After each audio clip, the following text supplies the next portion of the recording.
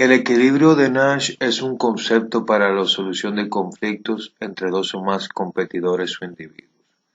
Son conflictos en los que se supone que cada jugador conoce la estrategia de los otros competidores y ningún participante tiene nada que ganar cambiando por sí solo su propia estrategia, sino que su estrategia variará en función de las estrategias implementadas por los demás. Imagine la siguiente situación de negocios. Supongamos que Juan posee un terreno en el cual puede construir un club para fiestas y eventos para alquilarlo.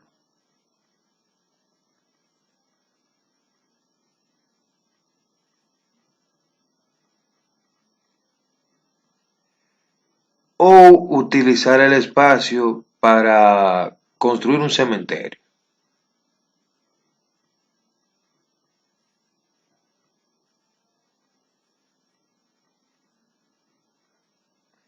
También supongamos que Pedro también tiene un terreno al frente del terreno de Juan y piensa utilizar este espacio para una discoteca.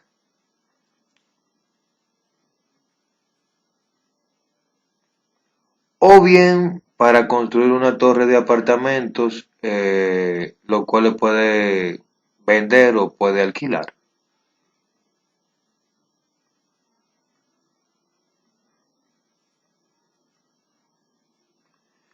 Juan calcula que si construye el club sería bueno que su vecino pues pusiera una discoteca, pero le afectaría la construcción de las torres, lo mismo para Pedro. También calcula que si construye un cementerio, este afectaría las ganancias de las discotecas o los apartamentos de Pedro. Como vemos, esto es una situación donde las decisiones de Pedro afectarán a la de Juan y viceversa. Entonces surge la pregunta, ¿cuál sería la mejor decisión para ambos?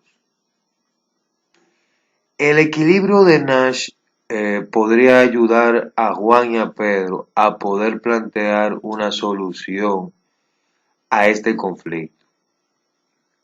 Para esto debemos construir una matriz de pagos donde se muestran las posibles ganancias dadas las distintas estrategias tomadas por los participantes, en este caso Juan y Pedro. A continuación vamos a construir nuestra matriz de pago para poder buscar una solución al conflicto que tienen Juan y Pedro. Si decimos que Juan tiene dos estrategias. Primera estrategia es la de construir un club y su segunda estrategia pues es la de poner un cementerio.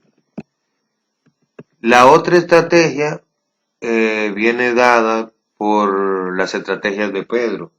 Pedro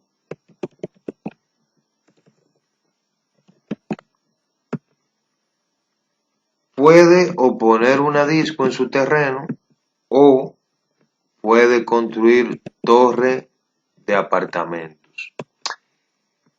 Mm,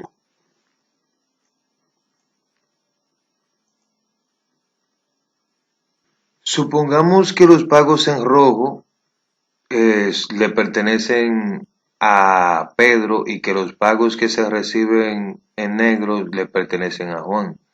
También supongamos que cuando Juan pone un club, que Pedro pone una disco, entonces ambos reciben un pago de 10 puntos, por decirlo así, para asignarle alguna calificación a cada uno. Pero si Juan pone el club y de repente Pedro pone una torre, decimos que pues Pedro ve disminuidas sus ganancias a 5 y Juan ve disminuidas sus ganancias a 8. También suponemos que si Juan, por ejemplo, decide que pondrá un cementerio, entonces, y Pedro decide que pone una disco, entonces esto afecta a Pedro y Pedro tiene un pago de 2 y Juan tiene un pago de 12. Imaginemos también que si Juan sigue con su estrategia del cementerio y Pedro decide poner una torre. Entonces Pedro igual obtiene ganancias de 2 y Juan sigue obteniendo ganancias de 2. Entonces aquí lo que tenemos es una matriz de pago donde nos dice que cómo se van comportando las ganancias dependiendo de la estrategia que tome cada uno.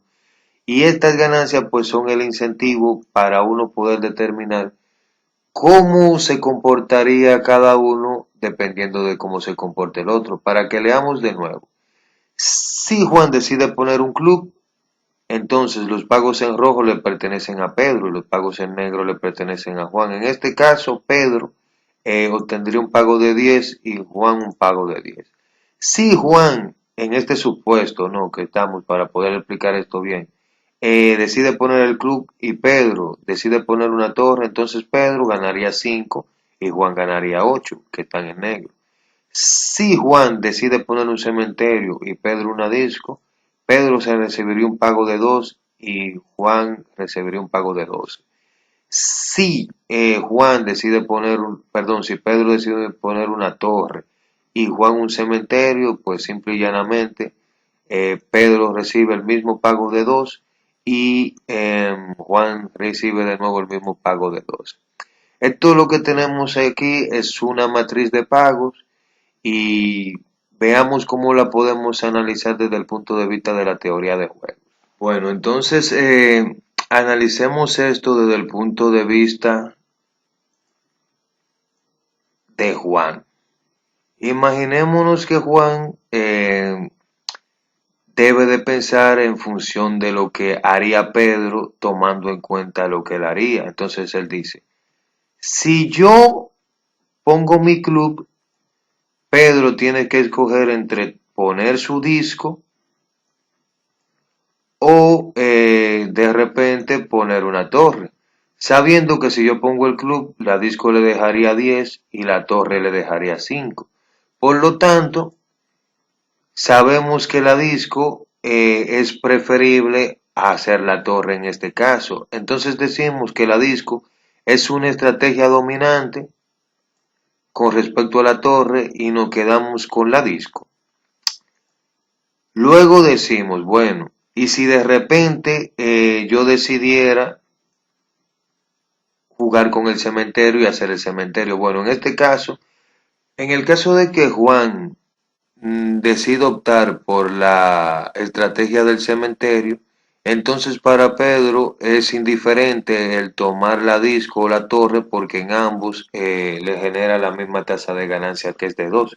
Entonces decimos que Pedro es indiferente ante el hecho de que Juan decida construir un cementerio porque no va a importar si él haga la disco o la torre, igual ambos le generarían la misma ganancia. Entonces, desde el punto de vista de Pedro, estas son sus posibles estrategias, dadas las estrategias de Juan. Ahora, lo mismo, pues, haría Pedro. Pedro pensaría, bueno, ¿cómo pensaría Juan en el caso de que yo construya una disco o una torre? En el caso de que yo construya la disco, pues él puede optar entre un club o puede optar de nuevo entre el cementerio. Si tuviera que optar entre el cementerio y el club, pues él optaría por el cementerio porque le genera una ganancia de 12. Entonces tachamos el 12 en este punto aquí. Lo mismo, si Pedro tomara la torre, Juan tuviera que decidir entre hacer el club o hacer el cementerio, lo es lo mismo, ganarse 8, ganarse 12. Vuelve y tacha el 12 porque de repente pues le conviene más que hacer el club. Y a partir de esto podemos deducir del análisis que para Juan siempre va a ser una estrategia dominante el construir el cementerio porque gana más que si de repente construyera el club, dado que Pedro construye la disco la torre.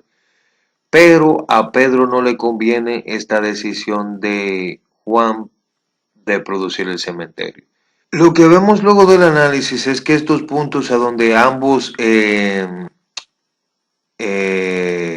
participantes tienen estrategias dominantes, o sea, me refiero al hecho de que Pedro prefiere tener un 10 que un 5 y de repente en el caso del cementerio pues le da lo mismo hacer la disco o hacer la torre. Sin embargo, para Juan el cementerio siempre es una estrategia dominante porque le genera más ganancias que el club. En esos puntos donde ambos jugadores tienen estrategias dominantes al mismo tiempo, pues se llaman equilibrios de Nash.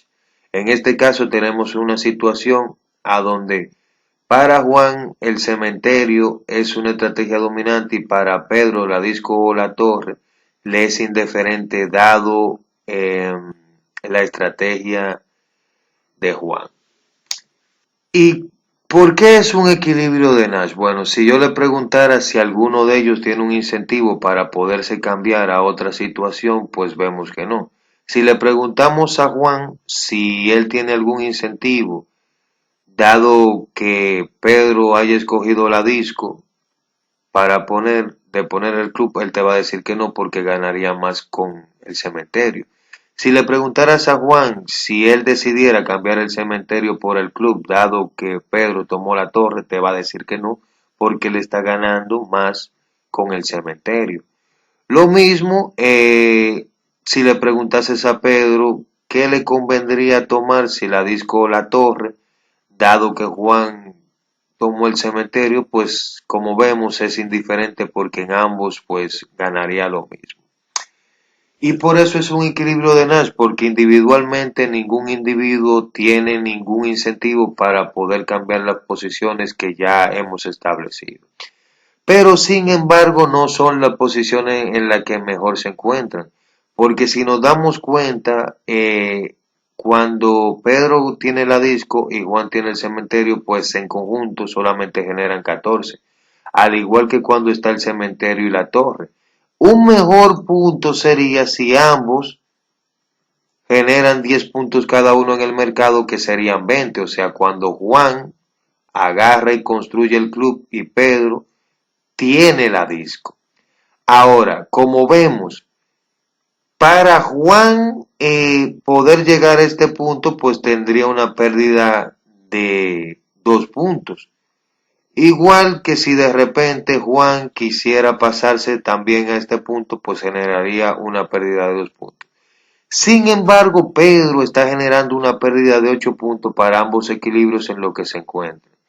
Una solución para este juego sería de repente que Pedro se quitara 2 de encima para ganarse 8 y de esa forma pudiera regalarle a Juan esos 2 para que ganara 12 y se encontrara satisfecho con el negocio. O sea, vuelvo y repito, como en este punto de aquí en el que nos encontramos y en el que se supone que se va a generar toda la actividad del mercado, Pedro sale perdiendo porque él pudiera haber construido una disco y ganarse 10, pero bajo ese esquema entonces Juan sale perdiendo 2. Si Pedro es inteligente y de esos 10 que tiene, decide solamente ganarse 8 y pagarle 2 más a Juan por encima de los 10, entonces Juan igualaría las ventajas de hacer el cementerio y sería indiferente entre construir el club y el cementerio. De esa forma ambos ganarían más. Esto que acabamos de ver aquí se llama equilibrio de Nash en estrategias puras. Y es un punto a donde tenemos estrategias dominantes, donde los jugadores tienen la certeza de que si juegan pueden obtener los pagos que más le generan. Hay situaciones a donde no encontramos ningún equilibrio, donde no hay ningún acuerdo, y esto se llama estrategias puras, perdón, estrategias mixtas. Ahora mismo estamos en lo que llamamos un equilibrio